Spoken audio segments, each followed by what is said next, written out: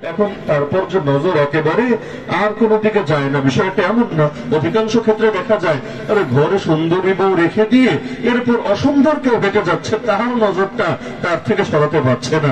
গাড়ি একটা পেয়েছে, এখন আরেকটার দিকে তার নজর ছুটতে শুরু করেছে। আইফোন চালায় কিন্তু আরেকজনের মোবাইল দেখলেও ফ্যাল ফ্যাল করে তাকিয়ে থাকে। আর ওয়ান চালায় আরেকটা মোটরসাইকেল দেখলে তাও সেটার দিকে অবাক হয়ে তাকিয়ে থাকে। তার মানে মানুষের নেচারটাই এমন, যতই পাকনা কেন আর চাহিদা মিটবে না। আর চোখের চাহিদা বেশি, পেটের চাহিদা যদি আমাদের সীমিত থাকেও ইফতার খেতে বসে দেখেন না, চোখ দিয়ে দেখলে মনে হয় কি দিয়েছে।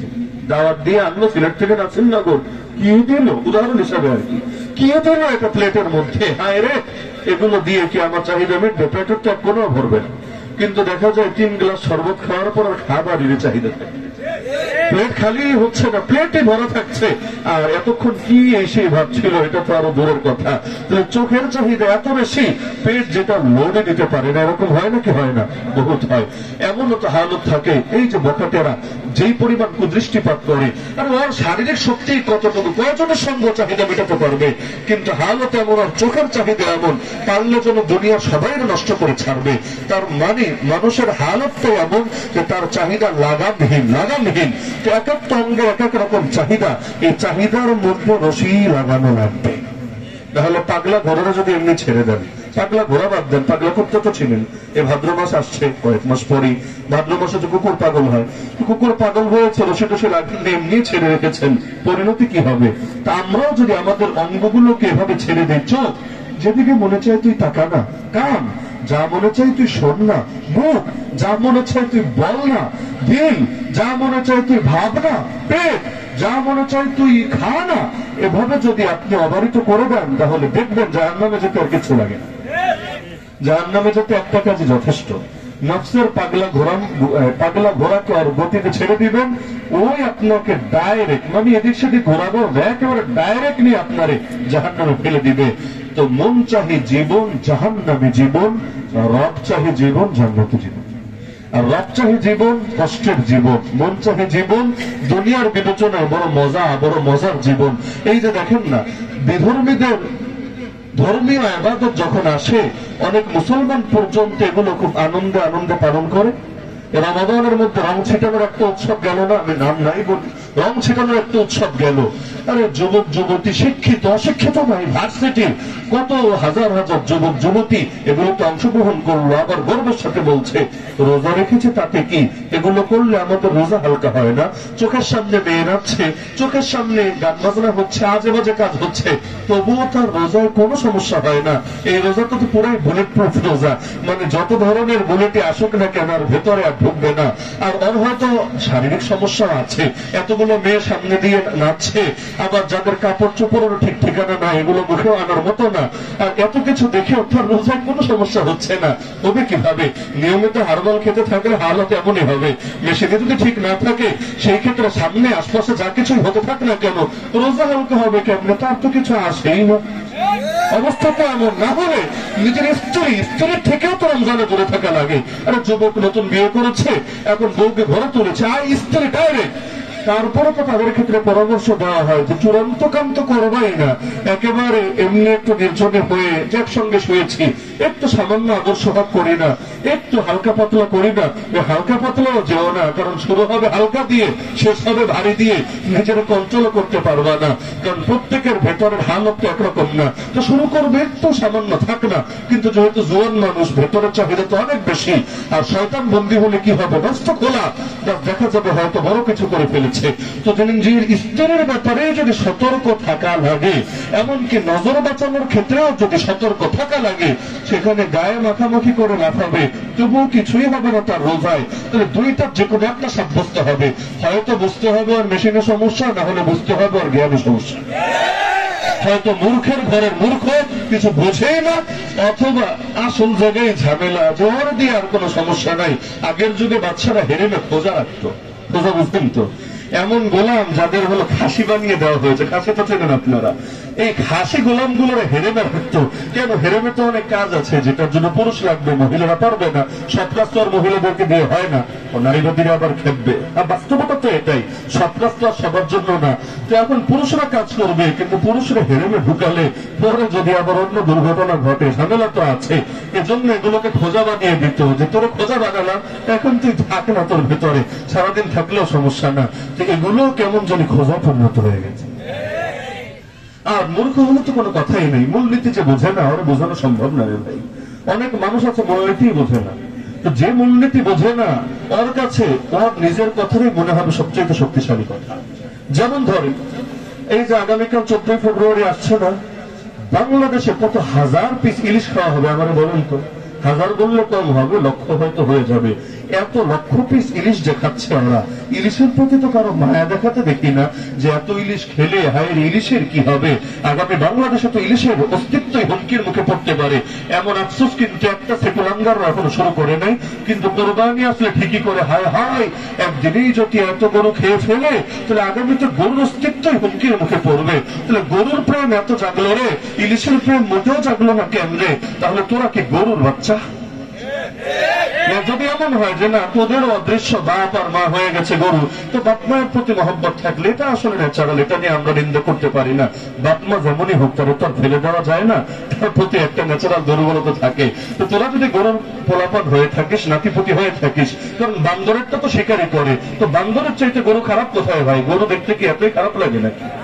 গরু দেখতে কি এতই খারাপ নাকি? খারাপ তো না। তো সুতরাং যদি ওরা বানরকে যেভাবে বাপ ডেকে শান্তি পেয়েছে, গরুকেও যদি এভাবে আব্বা আম্মা ডেকে শান্তি পায়, দ্যাটস এনাফ ফর হিম। তাহলে সেই ক্ষেত্রে এটা তো চলতে পারে। তো এখন দেখা যায় গরুকে নিয়ে এত মায়া, কিন্তু ইলিশ নিয়ে কোনো মায়া নেই, তার মানে মূলনীতিতেই ভেজাল আছে।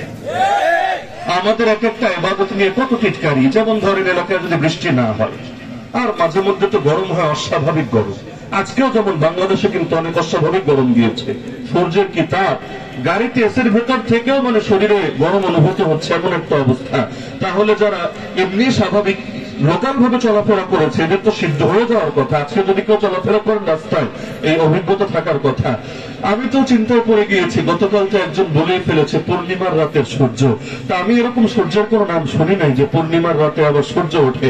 আমি চিন্তা করলাম যে আজকের সূর্যটা কি আবার পূর্ণিমার রাতের সূর্য কিনা, কারণ রাতে সূর্য ওঠে এটা দেখি নাই। তাহলে এই সূর্য আবার বিশেষ ক্যাটাগরির সূর্য কিনা, যেটা ভারত থেকে বাংলাদেশে নতুন করে আমদানি হয়েছে, আল্লাহ ভালো জানি। তাহলে মাঝে মধ্যে এরকম যদি গরম বেশি হয়, অনেক বেশি, আবার বৃষ্টি নাই, আমরা কি বলি আপনাদেরকে? চলেন আমরা নামাজ পড়ি, বৃষ্টি প্রার্থনার নামাজ, সালাতুল ইস্তিখারা। কিন্তু আমরা এই কথাগুলো বললে অনেকে হয়ে যে আগুন ধরে যায়। আর অবৈজ্ঞানিক কাজ, এগুলো বিজ্ঞান সম্মত না। নাহলে কোন দেশের বিজ্ঞানে থিওরি আছে নামাজ পড়লে বৃষ্টি হবে? তো সুতরাং এগুলো অপসংস্কৃতি, হুজুরদের আবিষ্কার। বলে নাকি বলে না? তো ঠিক হয়, তর্কের খাতিরে মানলাম যে বৃষ্টি প্রার্থনা নামাজ পড়লে এটা হয় অপসংস্কৃতি, এটা হয় ম্যাট বাই হুজুর সম্প্রদায়। ঠিক আছে, তোমরা যে আগামীকাল মঙ্গলকে ডেকে আনার জন্য তথাকথিত শোভাযাত্রা বের হবা, তাও কি অদ্ভুত অদ্ভুত জিনিস নিয়ে, হুতুম পেঁচা, এই সেই, মানে যেগুলো রাত 3টার সময় যদি আপনি ঘর থেকে বের হন, বাসায় কারেন্ট নাই, বাংলাদেশে তো থাকেও না ঠিক মতো, বিদ্যুৎ নাই, গরম লাগছে, 3টায় ঘর থেকে বের হয়েছেন, আপনার দরজার বাইরে যদি এইরকম জিনিস যেটা আগামীকাল নিয়ে বের হবে, এই তথাকথিত বাম্বু সম্প্রদায়, তো এগুলো যদি আপনার বাসার সামনে টানিয়ে রাখা হয়, দেখে হাতফেলও করতে পারে। এমন চেতনা, যে চেতনা দেখে অনেক বাচ্চারা পর্যন্ত হাতফেল করার আশঙ্কা আছে, বয়স্ক মানুষের আশঙ্কা আছে। এগুলো নিয়ে রাস্তায় বের হয়ে এসো হে বৈশাখ এসো এসো, বৈশাখী বললে তাও একটা কথা ছিল, বৈশাখীও না, এসো হে বৈশাখ এসো এসো, এই যে ডাকাডাকি করছে, আরে এর দ্বারা কোন মঙ্গল আসবে? সেই মঙ্গল দিবেটা কে? আরে কে দিবে? কোন ধর্মের লোকে দিবে? আল্লাহ তাআলা মঙ্গল দিবে এই কাজ করলে, এমন তো কোনো আয়াত নাই, কোনো হাদিসও নাই। তাহলে কে দেবে তোমাদেরকে? আল্লাহ ছাড়া আর কোন রাব আছে নাকি তোমাদের? আর তোমরা নাস্তিক, নাস্তিকের বাচ্চা নাস্তিক বলে তোরা তো কোনো রবের অস্তিত্বে স্বীকার করিস না, তো নাস্তিকের সঙ্গে এটা, সে কোনো রব মানে না। তাহলে মঙ্গল চাচ্ছিস কার কাছে রে পাগলা? কারণ তুই যে কাজ করছিস এই কাজ করলে মঙ্গল আসবে, এটা কোনো ধর্মের কথাও না, আর এটা বিজ্ঞানের কথাও না। কোন দেশের বিজ্ঞানী বলেছে এই কথা? ওই বিজ্ঞানীর এনে বার করুন আমার সামনে, অথবা থিওরিটা দেখানো নেই আমাকে, পারবেন না, সম্ভব না। তো অবৈজ্ঞানিক কথা, আবার অধর্মীয় কথা, আবার সাহায্য চায় অদৃশ্য কারো কাছে। সে অদৃশ্যটা কেড়ে তোদের তথাকথিত আকাবের সে বান্ধব, আফসোসের বিষয় না, রব মানে না, কিন্তু আবার মঙ্গল কামনা করে, আবার আগামীকাল ইসালে সওয়াব করবে। আর ইসালে সওয়াব আমরা তো কোরআন তেলাওয়াত করি বা দান সদকা করে, ইসালে সওয়াব করলে অনেকে খুব খেপে যায়, আরে এগুলো আবার কি জিনিস, এক এক সময় এক এক ফতোয়া শুনি। যেমন এই বছর শুনলাম ঈদগাহে এসে কোলাকুলি করলে নাকি বেদাত হবে। আমি জিজ্ঞেস করলাম তাহলে কিলাকিলি করলে কি হবে? বাঙালি তো কিলাকিলির উপরেই থাকে, আর এক্ষেত্রে আমাদের ব্রাহ্মণবাড়িয়া বিশেষভাবে এগিয়ে আছে। মানে এগিয়ে অনেকে আছে, কিন্তু পত্রপত্রিকার নামটা আর কি বারবার আসে, মিডিয়াওয়ালাও মজা পায় আর বাঙালিরা দেখতেও মজা পায়। অনেকে তো একজন আরেকজনকে হুমকি দেয়, বেশি উল্টাপাল্টা করলে বিবাহিয়া বিয়ে করিয়ে দিব। আমি খাটো করার জন্য বলছি না, এটাও গৌরবের প্রতীক। আর মারামারি কি সবাই করতে পারে? কাপুরুষরা পারে না, সপুরুষরাই পারে। এখানে জায়গাটা ঘুরিয়ে দিলেই চলে। এখন হয়তো মারামারি হয় ভাইয়ে ভাইয়ে, এটাকে যদি এখানে ঘুরিয়ে দেন ইসলামের দুশমনদের বিপক্ষে, তাহলে দেখবেন এই জাতি বিজয় ছিনিয়ে আনবে ইসলাম।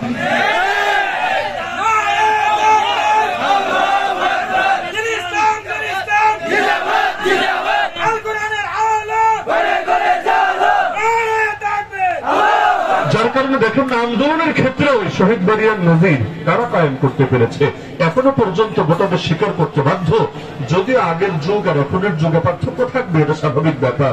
যত প্রজন্ম পিছনে যাবে তত ধীরে ধীরে ইমান আমলে দুর্বলতা বাড়বে, এটাও তো কিয়ামতের একটা আলামতি বটে। লেকিন এখনো পর্যন্ত যে সাহস এই যুব সম্প্রদায়, মাদ্রাসার তালিবুল ইলম এবং সাধারণ মানুষেরা দেখাচ্ছে, বাংলাদেশের কোন এলাকায় এরকম নজির পেশ করতে পারবে? বিশেষ করে শেখুল হাদিস ইবনে শেখুল হাদিস আল্লামা মামুনুল হক সাহেব যখন বাংলাদেশের বহু এলাকায় মাহফিল করতে পারছিলেন না, এলাকায় যাওয়ার আগে রাজপথে বাধা দেওয়া হচ্ছিল, আপনারা তো দেখিয়ে দিয়েছেন, একেবারে ভৈরব টোল প্লাজা থেকে গাড়ি ছুটিয়ে এনে রাত 1টার সময় মাহফিল করিয়েছিলেন। তাহলে হিম্মতের তো দরকার আছে।